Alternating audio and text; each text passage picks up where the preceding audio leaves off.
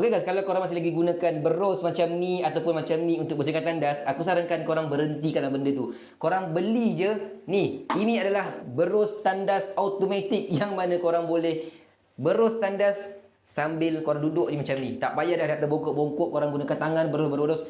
Itu penat tau. So gunakan berus macam ni. Dia punya batang ni selain pada pendek macam ni, korang boleh panjangkan lagi tau. Korang boleh tarik ke atas lagi dan lagi panjang lagi. Jadi sangat mudah untuk korang adjustkan dia dan korang boleh capai mana-mana tempat daripada tandas macam ni je. Untuk nak onkan dia, tekan saja button on kat sini lama-lama dan dia akan on. Dia akan berpusing. Tekan lama-lama, menyala.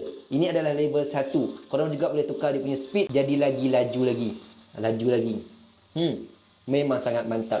Kalau bateri habis, tak ada masalah. Korang boleh buka atas ni dan gunakan Type-C untuk cas bateri dia. Untuk mata berus pula, korang boleh gunakan mata berus yang biasa macam ni. Bunga kobis macam ni untuk berus lubang jamban. Yang ini untuk berus dinding. Yang ini untuk berus penjuru. Dan yang kecil ni untuk berus celah-celah mozaik bilik air korang. So guys, benda lengkap macam ni ada dalam link kat bawah. Tekan aja. Lepas tu dah tak payah terbongkok-bongkok lagi untuk cuci tandas. Korang boleh cuma duduk sahaja macam ni. Dan korang letakkan sahaja berus ni dekat mana-mana korang nak berus. Macam mesin rumput. Memang sangat nice tau.